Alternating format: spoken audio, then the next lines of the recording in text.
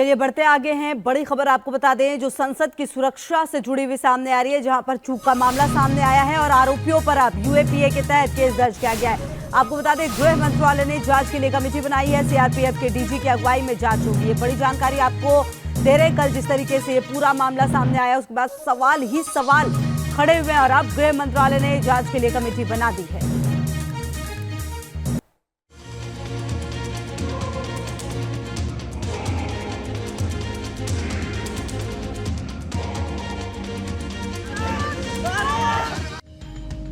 पांच राज्य, 6 चेहरे।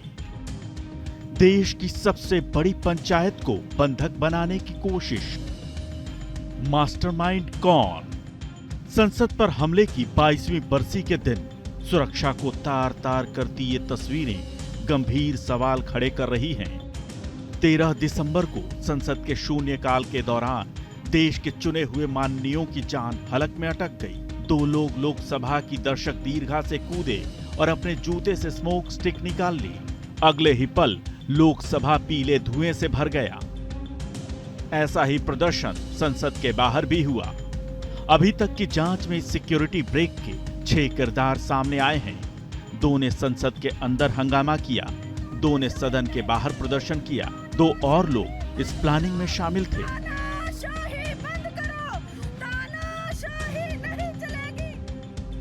आरोपी नंबर 1 सागर शर्मा, आरोपी नंबर 2 मनोरंजन, आरोपी नंबर 3 नीलम, आरोपी नंबर 4 अमोल शिंदे, आरोपी नंबर 5 ललित झा, आरोपी नंबर 6 अब तक पहचान नहीं हुई। देश की सर्वोच्च पंचायत की सुरक्षा को तार तार करने वाले आरोपी पुलिस की पकड़ में हैं। इन्हें पनाह देने वाले 2 लोगों को पुलिस ने गुरुग्राम से हिरासत में लिया है, लेकिन सवाल है कि इनके बाकी साथी कहां हैं? दिल्ली की पुलिस यहां से आके जो विक्की और विशाल है और उसकी वाइफ को डिटेन किया है और पूछताछ के लिए लेके गए हैं। तो इन्वेस्टिगेशन उनके द्वारा करा जा रहा है और फर्दर जो गुड़गांव की तरफ से जो भी हमारे से वो मदद मांगेंगे या जो भी जानकारी हमसे मांगेंगे तो हम उनके साझा करेंगे। जानकारी मिली है कि संसद की सुरक्षा में सेंध लगाने से पहले आरोपी गुरुग्राम में रुके थे। दिल्ली पुलिस ने गुरुग्राम से विकी शर्मा नाम के एक शख्स और उसकी पत्नी को हिरासत में लिया है। सवाल यह है कि देश के अलग अलग राज्यों से इन्हें इकट्ठा किसने किया? कौन है संसद की सुरक्षा को खतरे में डालने वाले इस गैंग का मास्टरमाइंड? अब तक की जांच में जो तथ्य सामने आए हैं उससे आरोपियों की मोडस ऑपरेंडी को समझा जा सकता है। अभी तक की तहकीकात में सामने आया है कि सभी आरोपियों की एक दूसरे से ऑनलाइन पहचान हुई थी। सभी ने मिलकर संसद में हंगामे की योजना बनाई। इस हंगामे को अंजाम देने के लिए आरोपियों ने फ्रीडम फाइटर्स नाम का एक व्हाट्सएप ग्रुप भी बनाया। संसद देश की सर्वोच्च संस्था है। इतनी महत्वपूर्ण जगह ऐसी करतूत कर आरोपियों ने देश की साख पर पट्टा लगाने की कोशिश की है। सुरक्षा में चूक का यह बेहद गंभीर मामला है। सवाल है कि लोकसभा की दर्शक दीर्घा से कैसे कूदे आरोपी? संसद की मल्टीलेयर सुरक्षा व्यवस्था को कैसे दिया चकमा? और सबसे बड़ा सवाल कि त्रिस्तरीय सुरक्षा के बावजूद संसद के अंदर कैसे पहुंचा स्मोक बम? नए संसद भवन में ऐसी घटना को अंजाम देकर सीधे सरकार को चुनौती दी गई है। इसलिए केंद्र सरकार भी इस मामले पर बेहद गंभीर है। गृह मंत्रालय ने जांच के लिए एक कमेटी बनाई है। सीआरपीएफ के डीजी की अगुवाई में इस मामले की जांच की जाएगी। आज इस मामले पर एक सर्वदलीय बैठक भी बुलाई गई है। दिल्ली पुलिस की स्पेशल सेल संसद भवन थाने में गिरफ्तार आरोपियों से पूरी रात पूछताछ करती रही। उम्मीद है ठीक 22 बरस बाद संसद की चाक चौबंद सुरक्षा व्यवस्था को चुनौती देने वाले सभी आरोपी जल्द ही पुलिस की पकड़ में होंगे। Team news nation.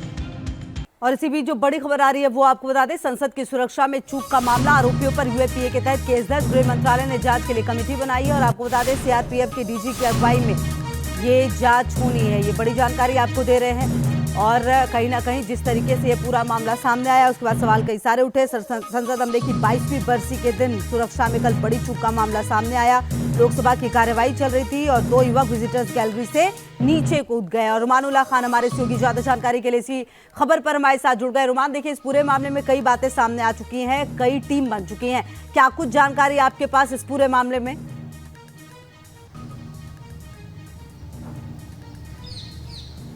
देखिए, अभी शुरुआती पूछताछ और इन्वेस्टिगेशन के बाद कुछ चीजें सामने आई हैं, लेकिन एजेंसीज को लगता है कि मामला इतना सीधा नहीं है जितना ये पकड़े गए आरोपी दिखाने की कोशिश कर रहे हैं, क्योंकि 4 साल से एक दूसरे के संपर्क में थे, सोशल मीडिया के जरिए संपर्क में थे।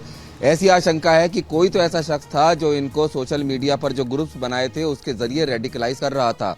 ये लगातार मणिपुर हिंसा या किसान आंदोलन या बेरोजगारी जैसे मुद्दों की बातें कर रहे हैं।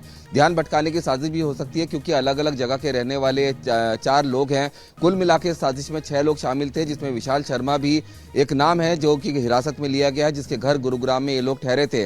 एक ललित झा है जिसके अभी तक पता नहीं चल पाया कि वो कहाँ का रहने वाला है। उसको पकड़ने के लिए कई टीमें जुटी हुई हैं।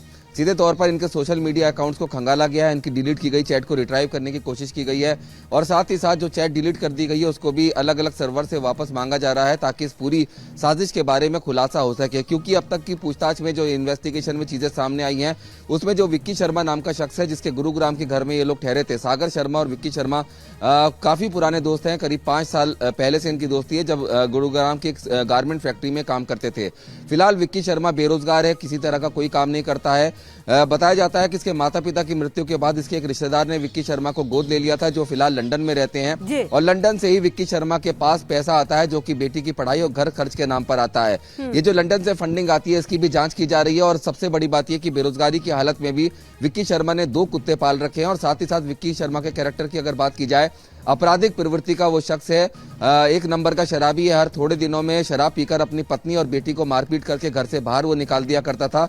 उसके घर कई बार पुलिस आई है, लेकिन कार्रवाई इसलिए नहीं हुई क्योंकि पत्नी ने शिकायत नहीं दी। सबसे महत्वपूर्ण बात यह है कि विक्की शर्मा के घर से कई साहित्य लिटरेचर बरामद हुआ है जो कि क्रांतिकारियों से संबंधित है और उनसे संबंधित फोटो भी उसके घर में लगी हुई है। उनकी सभी की कथनी और करनी में बहुत ज्यादा डिफरेंस है। तो सीधे तौर पर किस साजिश को अंजाम देने के लिए यहाँ तक आए थे और कौन इनको रेडिकलाइज कर रहा था, उसकी शनाख्त करने की कोशिश में बिल्कुल कई सारे सवाल हैं जिसके जवाब अभी ढूंढने होंगे। फिलहाल बहुत शुक्रिया रुमान आपका इन तमाम जानकारियों के लिए। देखिए, इस पूरे मामले में लगातार जो अब एजेंसियां हैं वो सतर्क हो चुकी हैं।